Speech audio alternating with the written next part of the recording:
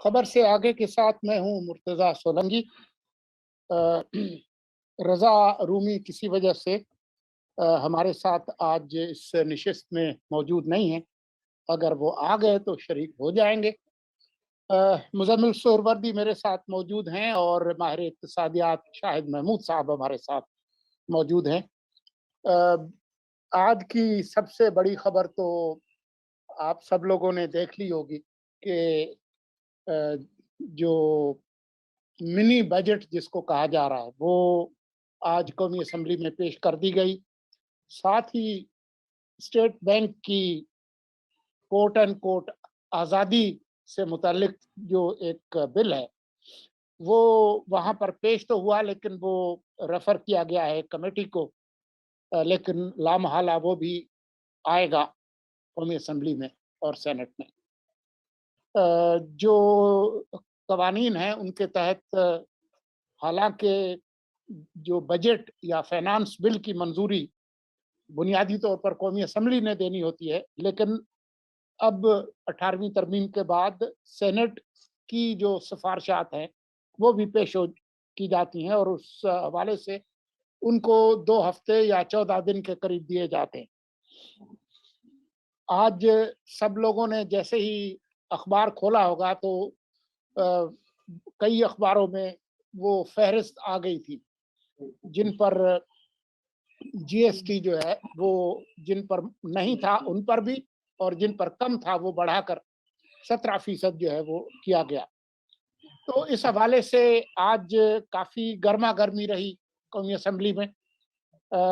ये दुरुस्त है कि आज शहबाज शरीफ साहब, आसिफ जरदारी साहब और बिलावल भुट्टो इजलास में मौजूद नहीं थे।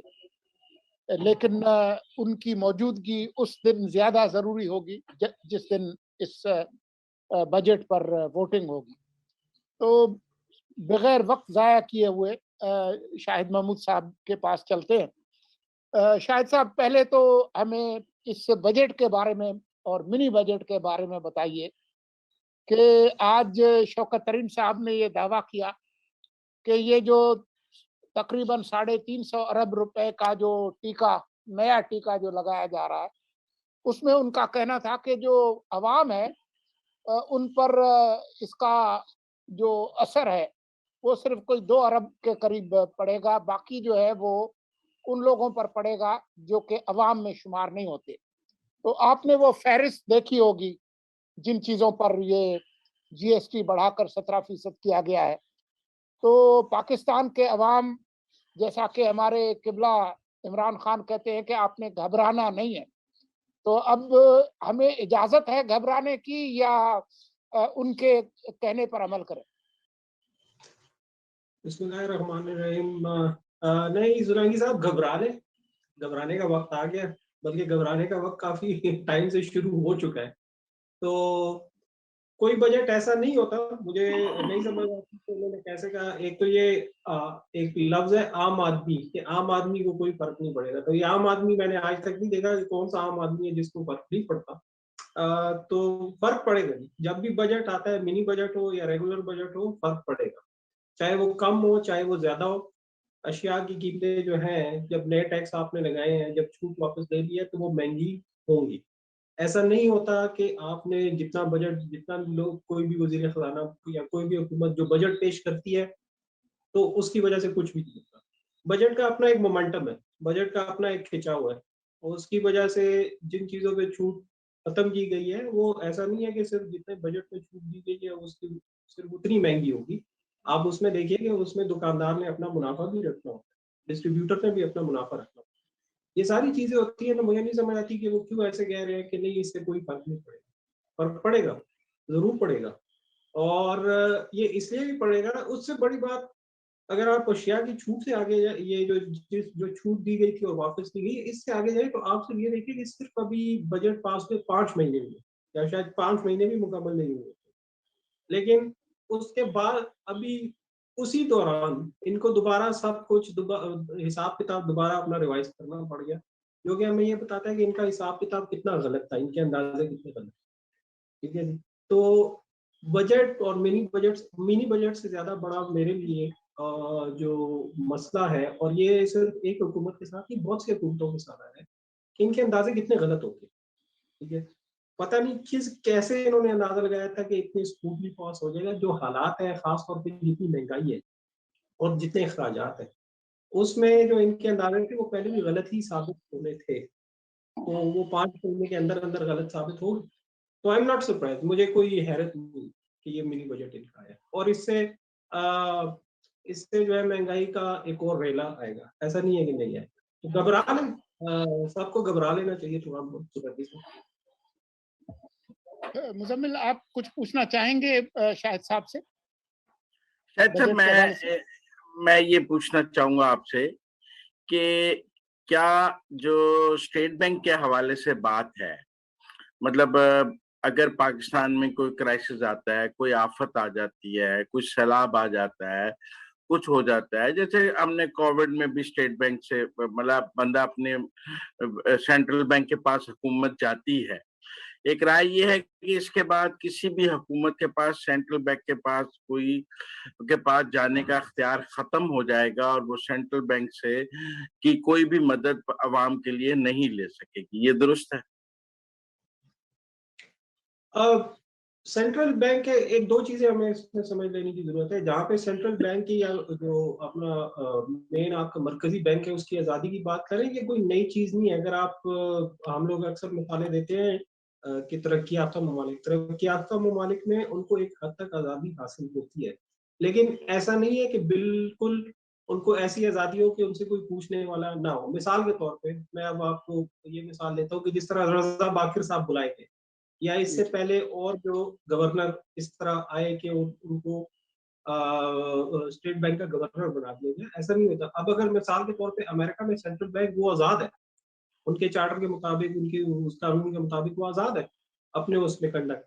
लेकिन पहले ये होता है कि स्टेट बैंक का गवर्नर जब भी लगाया जाता है, उससे पहले वहां पे कांग्रेस में उसकी बाकायदा हियरिंग होती है, उसको बुलाया जाता है उधर से कांग्रेस से, जिस तरह उधर की कौमी असेंबली है, उधर के मेंबरान उससे सवाल करते हैं इक्तिसादी हालत के बारे में और उनके राय के बारे में कि राय इनकी क्या है कि इक्तिसादी हालत को किस तरह बेहतर, या उनका प्रोग्राम। पाकिस्तान में ऐसा होता नहीं है। तो अभी जो इन्होंने बिल दिया है, बिल में ये चीज जो मुझे एटलीस्ट मेरे लिए जो होगी ज्यादा उसकी, जिसमें मुझे ज्यादा इंटरेस्ट होगा, जिसमें मुझे ज्यादा शौक होगा देखने का, कि क्या आया कोई ऐसी शराइत है क्या जब भी स्टेट बैंक का गवर्नर अपॉइंट किया जाएगा, नया उसको लगाया जाएगा, तो कौमी असेंबली और सेनेट में वो पेश होगा लगाने से पहले और मेंबरान उससे सवाल कर सकते हैं। नहीं, पर आपकी बात ठीक है कि उसकी तैनाती में हुकूमत का कितना अमल दखल होगा, और आज कहा भी गया है कि जी बोर्ड ऑफ गवर्नर्स भी तो हुकूमत ही नामजद करेगी और गवर्नर भी हुकूमत लगाएगी। तो अगर आपने लगाए हुए लोग ये, तो आप जैसे, तो वो फिर आजादी। मैं ये जानना चाह रहा हूं कि इन अ क्राइसिस सिचुएशन क्या पाकिस्तान की हुकूमत के पास क्या ये इख्तियार होगा कि वो सेंट्रल बैंक के पास जा सके, या हम मर रहे हों, जी रहे हों, हमने एक ऐसी आजादी दे दी है कि हम उसके पास नहीं जा सकते? क्राइसिस की सिचुएशन में आप इनको, हुकूमत को जो है वो बोर्ड के थ्रू ही फिर कम्युनिकेट करना पड़ेगा, उनसे बात करनी पड़ेगी। डायरेक्टली बात अगर मरने मारने की सिचुएशन हो या कोई इस तरह की सूरत हाल हो, वो इस तरह को हुकूमत उसको डायरेक्टली ऑर्डर नहीं कर सकती। नहीं ऑर्डर कर सकती।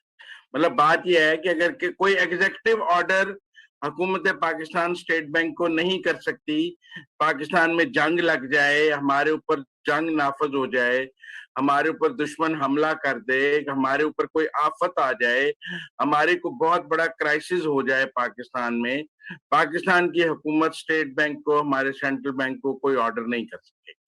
नहीं जी, इसमें कम से कम बिल में कोई ऐसी बात मुझे नहीं नजर आई कि डायरेक्टली इस तरह का ऑर्डर हो सकता है, कोई एग्जीक्यूटिव ऑर्डर हो इस ठीक तरह है, के। क्योंकि लोग कह रहे हैं कि ये क्वेश्चंस रखे जाते हैं, मतलब वॉर टाइप सिचुएशन भी हो सकती है, कल जंग हो जाए और हमें एकदम सेंट्रल बैंक से सारे पैसे लेने पड़ जाए अपने रिजर्व्स के, हमने को असला खरीदना है, हमने कुछ चीजें करनी है, कुछ करने, जंग हो गई है, कोई हमने एकदम जंग हो गई है, हमने बहुत सारा फूड ही एकदम खरीदना है दुनिया से। जब ईरान के इराक की जंग थी, ईरान ने 3 साल का फूड इकट्ठा खरीद लिया था। तो हम अपने स्टेट बैंक को इन अपनी किसी भी क्राइसिस सिचुएशन में यूज नहीं कर सकेंगे। अगर यूज किया भी वो बोर्ड के थ्रू करना पड़ेगा, डायरेक्ट हुक्म नहीं दे सकते। डायरेक्ट हुक्म नहीं दे सकते। शाहिद साहब, अभी तो ये बिल गया है कमेटी में और वहाँ जेर बहस आएगा, उसके बाद आएगा कौमी असेंबली में, सेनेट में भी इस पे गुफ्तगू होगी, तो ये देखेंगे कि ये कैसा होता है। लेकिन अगर हम बजट पर वापस आ जाए, ये जो उनका कहना है कि जी आम आदमी पर कोई असर नहीं पड़ेगा। आज मैंने वो फहरिस्त देखी है, आपने भी देखी होगी, कोई 144 तकरीबन 150 अशिया है, यहाँ तक के जो माचिस है उस पर भी टैक्स है, जो बच्चों का जो दूध है, जो फूड सप्लीमेंट्स हैं जो आती हैं, मिर्चे हैं। अच्छा, सिर्फ यही नहीं, वो कहते हैं वो कहते हैं अवाम को बहुत मिर्चें लगी हुई हैं इसलिए मिर्चें महंगी कर। जी, अद्वियात जो है उसकी जो रॉ मटेरियल है उस पर भी जो है वो जीएसटी है। तो पिछले 3-3.5 साल में दवाइयां कोई 500 से 600% उनकी कीमतों में इजाफा हो चुका है। तो ये जो इन्होंने आज जो टैक्स लगाया है 160 अरब रुपए, मैंने देखा कि शायद उससे वो वसूल करेंगे फार्मा से, तो वो उन्होंने अपने तरफ से तो नहीं देने, वो तो लोगों को पास ऑन करेंगे कि नहीं करेंगे। मैंने जैसे कि पहले कहा मुर्तजा साहब, देखें ऐसा ये सोचना जो है मुझे समझ नहीं आती कि क्यों इस तरह सोचा जा रहा है कि जी इससे कोई फर्क नहीं पड़ेगा। आपको मैं एक मिसाल देता हूँ, मैं कल कुछ अशिया खरीदने गया था, तो जब मैं अशिया खरीद रहा था उसी वक्त जिनसे हम खरीदते हैं वो दुकानदार, वो मुझे कहता है कि अच्छा जी आज आप आ गए। मैंने कहा क्यों, खैरियत क्या हुआ? कहता है जी कल वो पेश होने वाला है मिनी बजट, कल परसों में, तो फिर उसके बाद जो है कीमतें आज जो आप 10 रुपए की चीज खरीद रहे हैं वो कल परसों 20 रुपए की मिलेगी।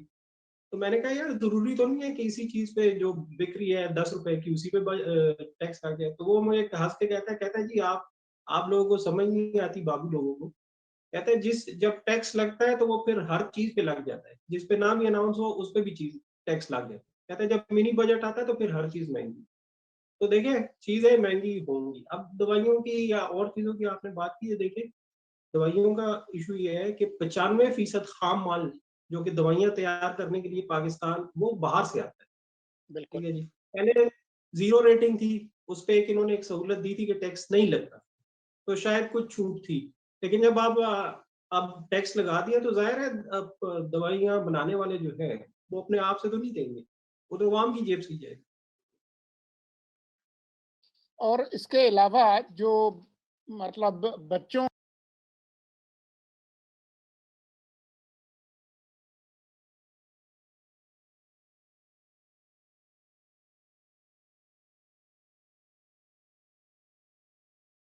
की चीजें हैं, जैसे पैकेज्ड दूध है, फूड सप्लीमेंट्स है, हमारे वजह से वो एक बड़ा मसला है। तो ये जो पॉलिसी है उससे वो स्टंटिंग रुकेगी, बढ़ेगी, क्या होगा? देखिए मुर्तजा साहब, अब आप इसको वो जो कहते हैं ना, हम अगर इसका एक मुकम्मल जायजा लें, अगर सिर्फ ये दूध से बात आगे चली जाए, तो देखिए आपने पिछले 3 साल में जो महंगाई की एक लहर आई है, उसने जो पैसे की ताकत है जिसे हम परचेजिंग पावर कहते हैं वो बहुत कम कर दी है। तो सिर्फ दूध की बात नहीं है, आप आम खुराक भी ले लें, जो पहले अगर 2 वक्त की कोई मुश्किल से रोटी खा सकता था वो नहीं खा सकता, वो 1 वक्त की भी मुश्किल से खा सकता। ठीक है जी। तो मेल न्यूट्रिशन स्टंटिंग तो होगी जब आप एक चीज उसकी उसकी ताकत ही ना रखते हो खरीदने की। ठीक है जी, चाहे वो आटे से लेके दूध तक बात चली जाए या किसी और चीज तक, तो फिर जाहिर है कि फिर फाका भी होगा, फिर भूख भी होगी, फिर स्टंटिंग भी होगी और फिर इस तरह के मजीद मसाइल भी बनेंगे। शाहिद साहब, मुजम्मिल आप म्यूटेड है। अच्छा, मैं एक सवाल करना चाहता हूँ। जी। एक ये कहा जा रहा है कि कुछ 200-250 अरब के टैक्स जो ऐसे लगाए गए हैं जो बाद में रिफंड किए जाएंगे। मतलब वो कह रहे हैं कि जी for the documentation of the economy ये टैक्स लगाए गए हैं। मतलब आप पे टैक्स लगाया गया 10 रुपए, आप साल के आखिर में वो 10 रुपए वापस वसूल कर लें। जो भी मैन्युफैक्चरर है, सेलर है, रिटेलर है, जो भी है। अब देखें, ये जो रिफंड हमारे यहाँ वैसे तो बड़ा एक इशू है, आपको पता है एक्सपोर्टर्स भी रिफंड के लिए बड़ा एहतजाज करते रहते हैं और कई कई साल रिफंड फंसे भी रहते हैं। लेकिन जब वो रिफंड भी होना है तो लेकिन उसका कंज्यूमर इम्पैक्ट तो नहीं होगा, क्योंकि रिफंड तो जाके साल के एंड पे होगा, तो वो तो कंज्यूमर से फौरन ले लेगा। देखिए, जैसा कि आपने बात की कि रिफंड का जो मसला है, ये हम सालों से देख रहे हैं कि ये रिफंड, ये फिर मसला जब बन जाता है, ये फिर 10-20 साल फंसा रहता है। ये कोई इतना जल्दी मसला हल नहीं होता। और मुझे एक बात समझ में नहीं आती कि अगर आपने साल के आखिर में रिफंड ही करना है, तो फिर टैक्स काट क्यों रहे हैं? टैक्स काटने की वजह क्या है? आप टैक्स काटे ही ना, ठीक है? ये कोई मुझे समझ नहीं आती कि जी साल के आखिर में आप हमसे पैसे वापस ले लें। भाई, आपसे क्यों वापस लें? आप लोगों का कोई रिकॉर्ड नहीं है इधर गवर्नमेंट्स का। रिफंड का कहते हैं वो, अभी आप चले जाए किसी एक्सपोर्टर के पास, चले जाए किसी कारोबारी शख्स के पास जिनके रिफंड फंसे हुए हैं 10-10, 20-20 साल से, बिल्कुल। वो यही रहेंगे। वो कहेंगे कि जी रिफंड, इससे पहले आप लोग क्या करते रहे हो, कितना रिफंड दिया? आज तक वो मुकदमा फंसे हुए रिफंड वाले। रिफंड आप कर भी दे, लेकिन आप साल के शुरू में जब ये ले रहे हैं पैसे इनसे और एडवांस में ले रहे हैं, तो वो उसका असर तो पड़ेगा। और there is no guarantee, let me just be very clear, इसमें इसकी कोई गारंटी नहीं है कि साल के आखिर में आपको रिफंड वापस मिलेगी। बहुत तो जो शुक्रिया बहुत शुक्रिया शाहिद महमूद साहब। अभी ये बजट पेश हुआ है, अभी इस पर बहस होगी और जब ये मंजूरी या नामंजूरी होती है तो उसके बाद दोबारा हम आपको तकलीफ देंगे। आपके वक्त का बहुत शुक्रिया। जी, शुक्रिया सोलंकी साहब। वैसे एक बात बस मैं ये क्लेरिफाई कर दूं, ये बात साफ कर दूं कि अब बेशक ना मंजूर भी हो जाए कौमी असेंबली से बजट, एक चीज, एक लहर चल पड़ी है। बजट इन्होंने पेश कर दिया है, मंजूर हो ना मंजूर हो, अब वो महंगाई की एक सुनामी छोटी हो बड़ी वो आएगी। बहुत शुक्रिया शाहिद महमूद साहब।